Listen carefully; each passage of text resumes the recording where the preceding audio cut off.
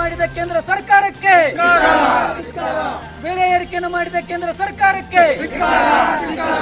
ಭಾರತಾದ್ಯಂತ ಕಾಂಗ್ರೆಸ್ ಬೆಲೆ ಏರಿಕೆ ಮುಕ್ತ ಭಾರತ ಎಂಬ ಅಭಿಯಾನದಡಿಯಲ್ಲಿ ವಿನೂತನ ಹೋರಾಟವನ್ನು ನರಗುಂದ ತಾಲೂಕಿನ ಸೋಮಾಪುರ ಓಣಿಯ 5 ಮತ್ತು 18ನೇ ವಾರ್ಡ್ನ ಜನರು ಹಮ್ಮಿಕೊಂಡರು.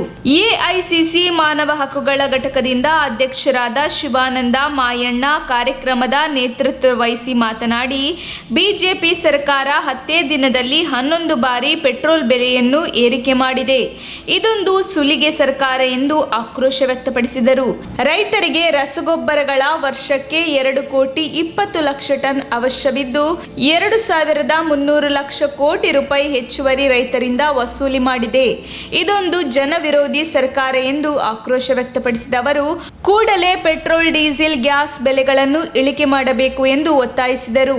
ಈ ಸಂದರ್ಭದಲ್ಲಿ ನರಗುಂದ ತಾಲೂಕಿನ ಸೋಮಾಪುರ ಓಣಿಯ 5 ಮತ್ತು 18ನೇ ವಾರ್ಡಿನ ಹಿರಿಯರಾದ ಬಸನಗೌಡ ಕ ಪಾಟೀಲ, ಚನ್ನಬಸವ ಹುಲಜೋಗಿ, ಪಕ್ರುಸಾಬ ಬಿಳಗಿ, ವಿಠ್ಠಲ ಬಾರಕೇರ, ಶರಣಪ್ಪ ಹುಲಜೋಗಿ, ಬಸವರಾಜ ಪೂಜಾರ, ಚಂದ್ರಶೇಖರ ಹುಲಜೋಗಿ, ಮೈಲಾರಿ ಕುರಿ, ಮಾಬೂಸಾಬ ಕಡಕೋಳ, ರಾಜುಗೌಡ ಪಾಟೀಲ, ಶಿವಪ್ಪ ಹುಲಜೋಗಿ, ಸಂಗಪ್ಪ ಗಾಣಗೆರ, ನಾಗಪ್ಪ ಹುಲಜೋಗಿ, ವಿರೂಪಾಕ್ಷಗೌಡ, ತಿಮ್ಮನಗೌಡ ಮುಂತಾದವರು ಉಪಸ್ಥಿತರಿದ್ದರು. ವರದಿ ಎಎನ್ ಫೀರ್, ತುಮಕೂರು.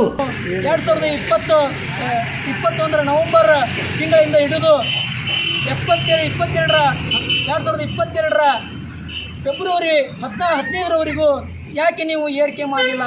ಹಾಗಾದರೆ ಪಂಚರಾಜ್ಯ ಚುನಾವಣೆಗಳ ಇದ್ದ ಕಾರಣ ನೀವು ಏರಿಕೆ ಮಾಡಲಿಲ್ಲ. ಹಾಗಾದರೆ ಇದು ಇವತ್ತು ಯಾರ ತಪ್ಪು ಅಂತಕ್ಕಂಥದ್ದು. ಹಾಗಾದರೆ ಇಷ್ಟೊಂದು ದುಡ್ಡನ್ನು ಇವತ್ತು ಸಂಗ್ರಹವನ್ನು ಮಾಡ್ತಾ ಇದ್ರಿ, ಹಾಗಾದರೆ ಈ ದುಡ್ಡು ಎಲ್ಲಿ ಹೋಗ್ತಾ ಇದೆ ಅಂತಕ್ಕಂಥದ್ದು ಕೂಡ ಜನಸಾಮಾನ್ಯರ ಇವತ್ತು ಪ್ರಶ್ನೆ ಆಗಿದೆ. ನೋಡಿ, ಇವತ್ತು ರೈತರಿಗೆ ಕೀಟನಾಶಕಗಳ ಮೇಲೆ ಇವತ್ತು 18%, ಕೃಷಿ ಉಪಕರಣಗಳ ಮೇಲೆ 12%, ಇವತ್ತು GST ದರಗಳನ್ನು ಏರಿಕೆ ಮಾಡ್ತಾ ಇದ್ದಾರೆ. ಹಾಗಾದರೆ ರೈತರಿಗೆ ಇವತ್ತು ನುಗ್ಗಲಾರದ ತುತ್ತಾಗಿ ಇವತ್ತು ಏನಂದರೆ ಈ ಸರ್ಕಾರ ಇವತ್ತು ಮಾಡ್ತಾ ಇದೆ. ಹಾಗಾದರೆ ಕೃಷಿಯನ್ನೇ ಮಾಡದೇ ಇರ್ತಕ್ಕಂಥ ಸ್ಥಿತಿಗೆ ಇವತ್ತು ರೈತರನ್ನು ತರ್ತಾ ಇದೆ. ಹಾಗಾದರೆ ಇದೆಲ್ಲ ಬೆಲೆ ಏರಿಕೆಗಳಿಂದ ಜನರು ಸುಸ್ತಾಗಿ ಬಿಟ್ಟಿದ್ದಾರೆ. ಮನೆಯಲ್ಲಿರ್ತಕ್ಕಂಥ ಗೃಹಿಣಿಯಿಂದ ಹಿಡಿದು ಹೊರಗಡೆ ಸುತ್ತಾಡ್ತಕ್ಕಂಥ ಹಿರಿಯರವರಿಗೂ ಇವತ್ತು ವಾಹನಗಳಲ್ಲಿ ಸುತ್ತಾಡ್ತಕ್ಕಂಥ